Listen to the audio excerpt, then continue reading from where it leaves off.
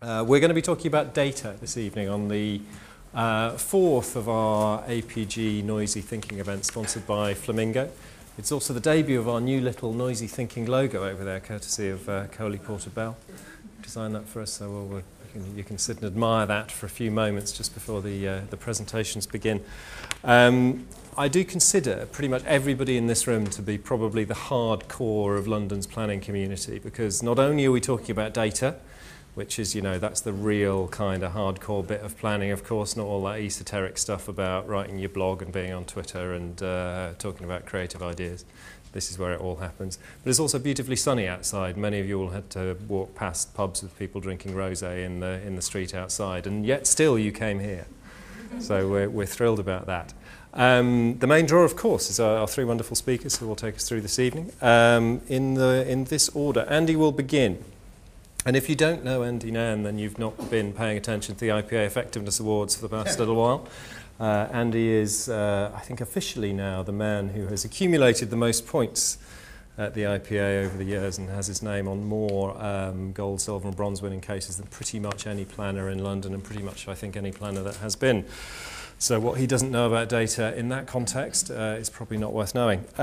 Secondly, we'll have Sue Uneman, who is Chief Strategy Officer of MediaCom and campaign.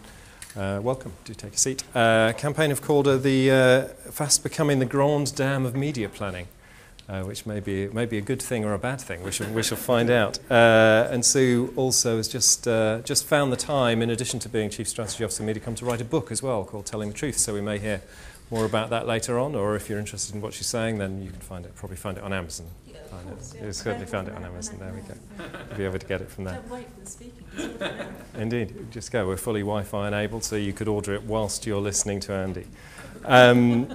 Rory will be third. I'm not sure Rory needs any introduction to this kind of audience now, but of course, Vice Chair of the Ogilvy Group, a staunch advocate of behavioural economics over the last little while, believing that what behavioural economics can do for marketing what the Ramones did for music, so presumably making it faster and louder and shorter.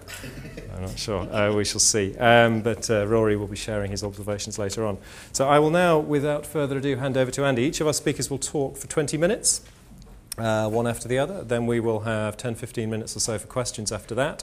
And if everybody is continuing not to want to go outside into the sunshine, because it may well be slightly dark by then, the bar will also be open downstairs for further conversation, or you're welcome to mill around outside here, where there will continue to be free wine and beer. So thanks a lot for coming. I think this is, slightly building on what Craig just said there, this is a bit of a nightmare brief, actually. And this was my face when I got this call. It's kind of, it's not the best photograph of me. It's not the worst photograph either, slightly worryingly. But the nightmare was when you get a call, you kind of say, could you turn up to talk about something that's got a reputation for being actually pretty boring, isn't it, data? It's not the interesting part of our jobs, is what we usually dismiss it as. And could you do that in front of an audience of your peers? That's always a bit of a nightmare. Could you do it at AMV, which is where I started as a grad, so that's slightly weird coming back. And could you do it on a Monday when it's sunny, on the same stage as two other really amazing, brilliant people? What a disaster. So I'm thinking, oh shit, this is a bit of a nightmare. And for me, it's a bit of a recurring nightmare, if I'm honest, because despite the nice things that Craig said, I'm not particularly sort of data numerate or anything like that. I'm not a big sort of number cruncher, I don't think.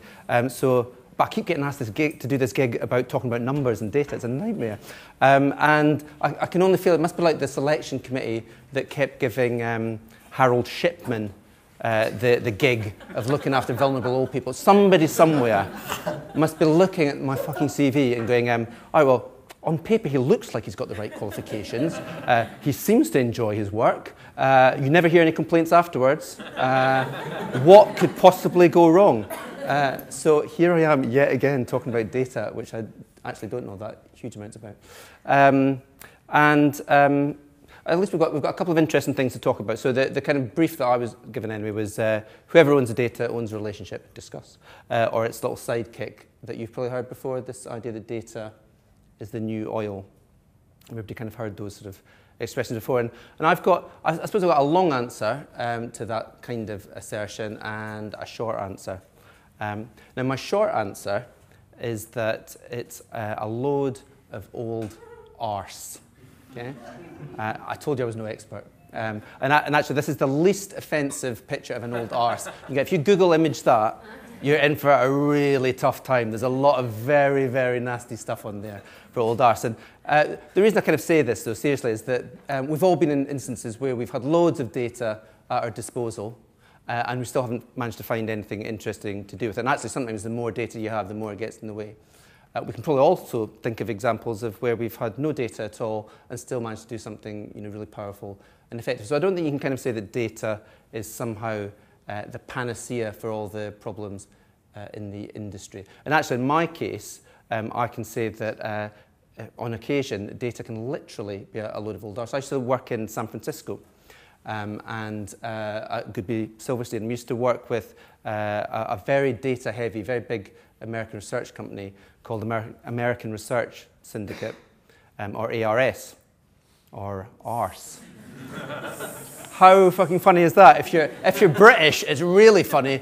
If you're American, not funny at all, because that word doesn't exist over there. So people are always coming up to me kind of saying things like, Andy, have you seen the arse on this? And I've been thinking, swinging round, sadly disappointed to be finding out they're talking about a tracking study. And I kind of say, no, Randy. That was another one, obviously. No, Randy, I have not seen the arse on this, but rest assured, when the arse comes out, I will be all over it like a rash. I'll be stuck into that arse like nobody's business, and so on and so forth. What I'm saying is, I guess we've all been in occasions where there's been tons of data, and arse was arse by name and arse by nature, I've got to tell you, and it hasn't really been this kind of industry-saving panacea.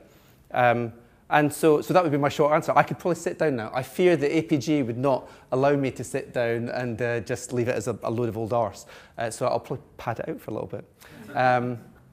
So what I was kind of thinking of doing was maybe putting it into a sort of slightly broader perspective, because I think this kind of assertion that anything is the new anything is kind of symptomatic of two of the big sins of our industry generally at the moment. So the first one is what I might call new-ism.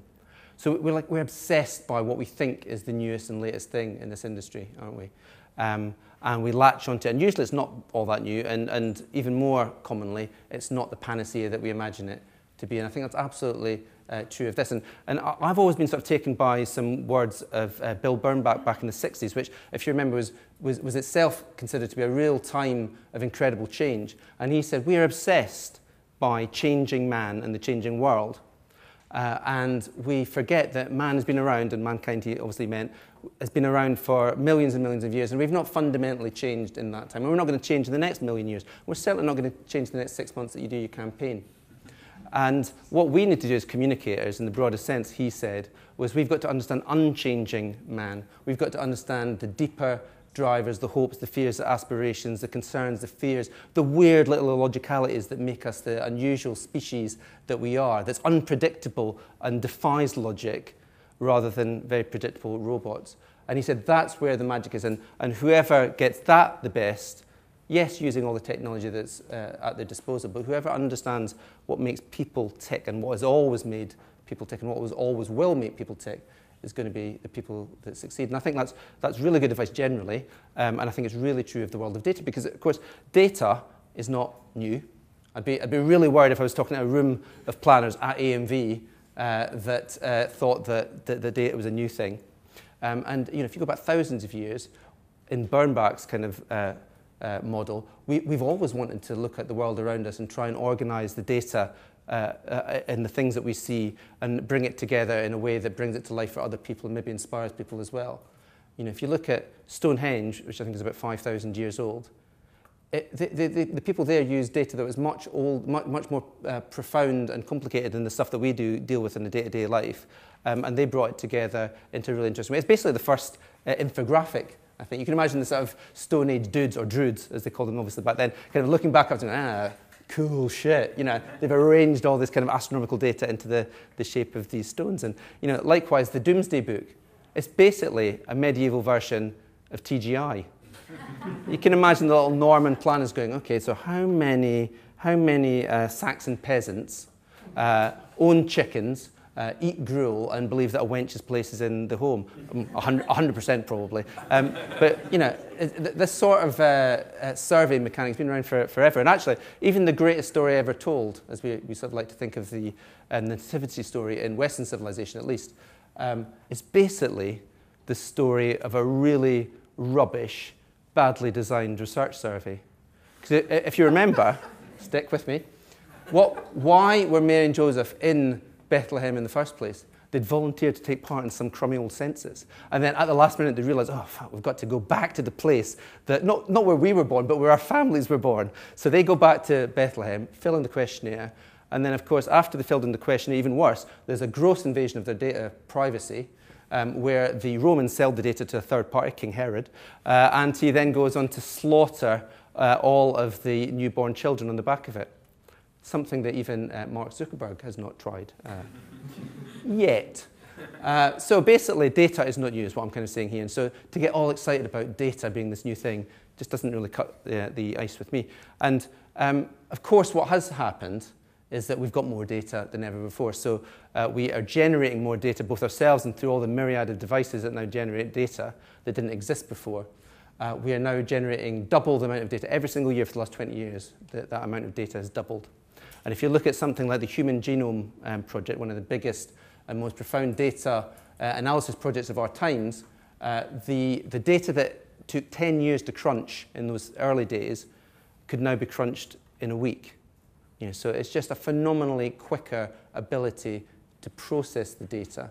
But actually the same Bernbackian observation absolutely stands, which is the people that will prosper will not be the people who own the data, who have the data, but the people who can make sense of it in a human, intelligible, insightful way, I think. Which sort of brings me to the second point.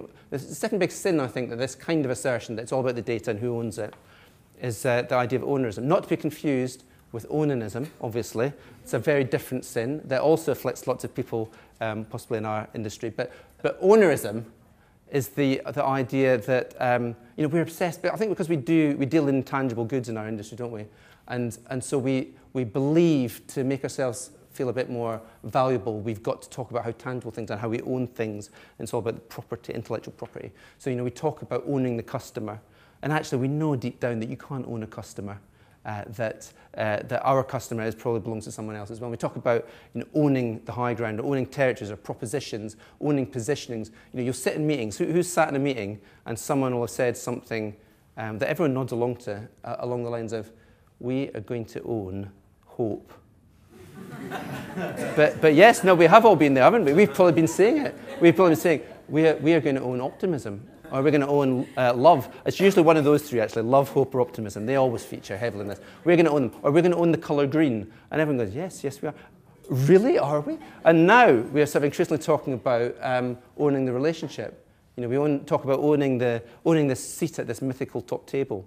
You know, it's not enough to just have a seat at the top table. We've got to own that motherfucker. So it's kind of like everything's got to be owned. And I think that's really true of this bigger observation about the world of data, because frankly, one of the developments has been true, like I say, of the world of data, is that there's a lot more of it now. If you look at somebody like Walmart in the States, they generate 1 million transactions every hour. And every single one of those transactions has a data trail of hundreds, sometimes thousands, of other additional data points attached to it. So that they are pouring all of this data into vast databases at the rate of 2.5 petabytes, a number so vast that none of us in this room have a flying fuck what it means, really, do we? We're all kind of thinking, oh, petabytes, oh, really, that's interesting. You've got no idea what it means, do you? Well, I certainly didn't.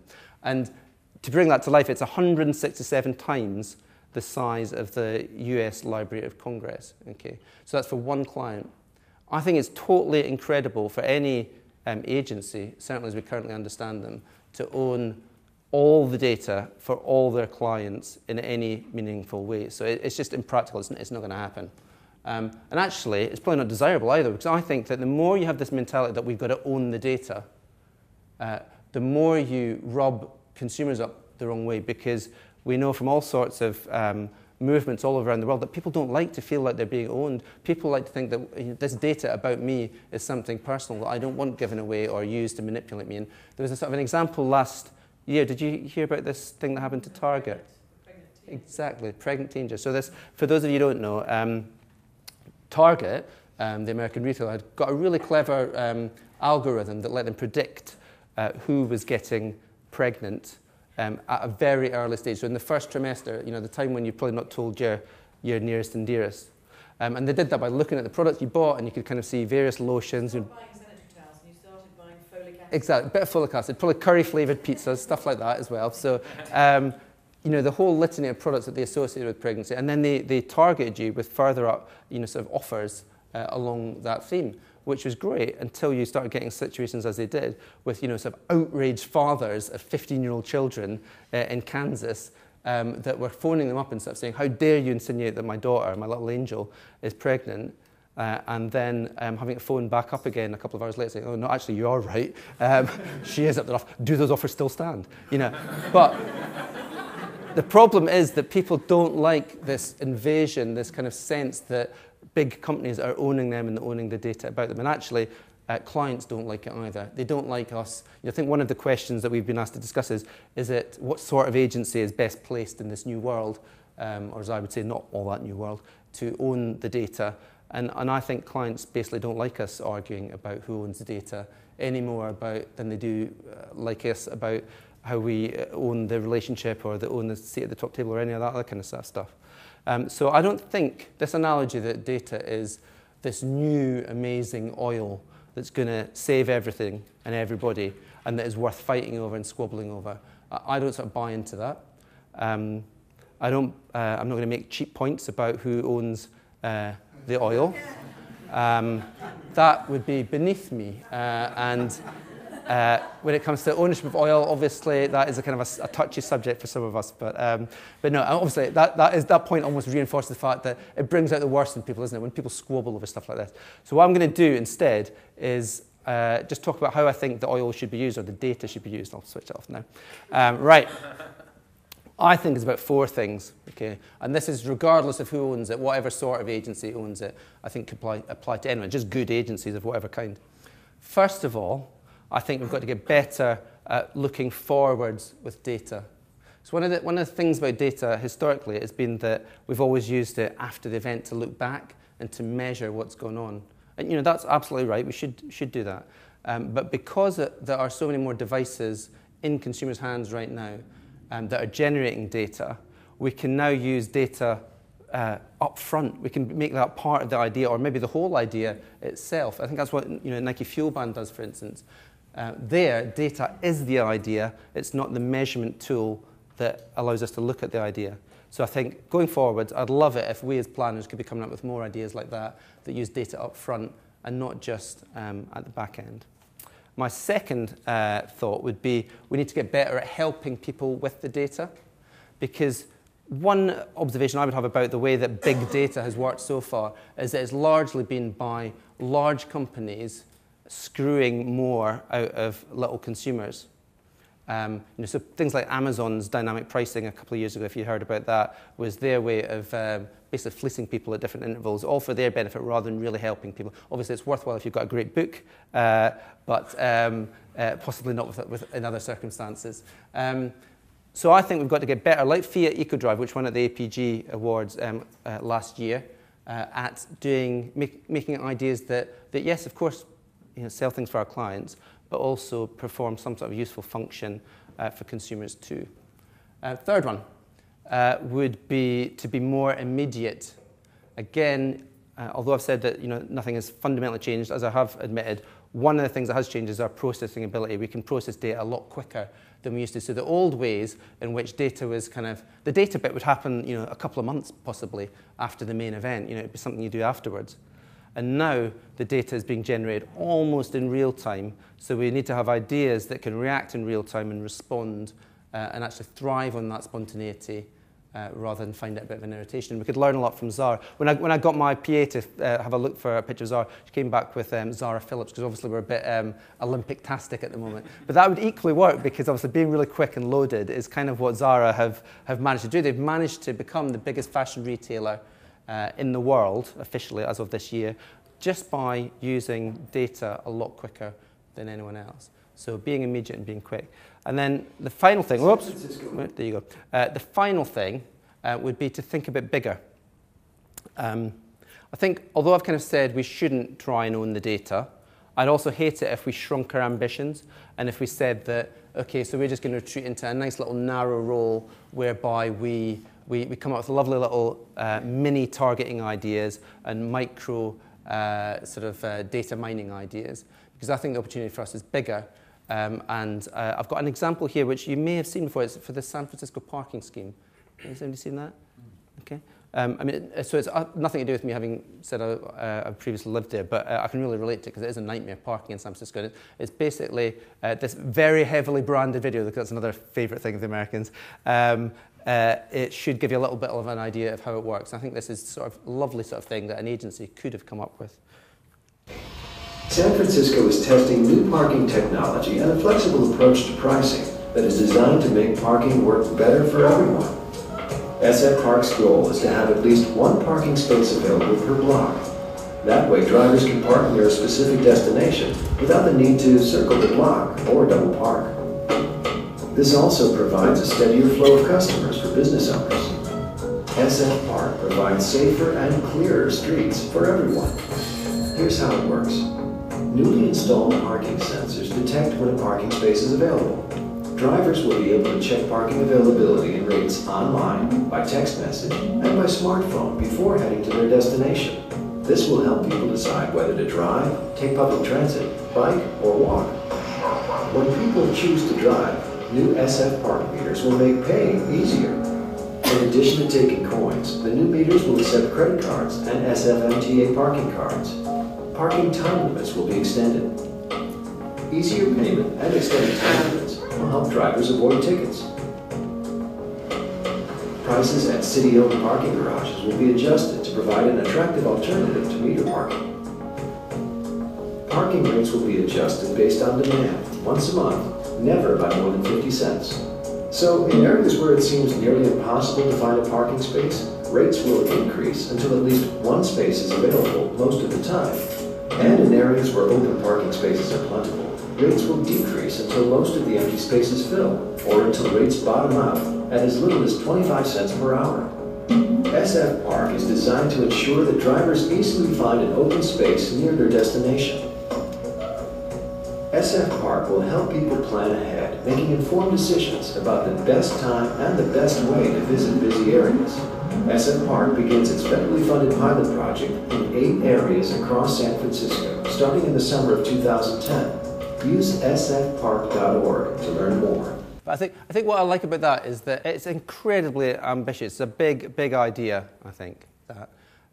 Yes, it's got lots of tiny little micro applications within it, so it's a big idea with lots of interesting stuff going on around it.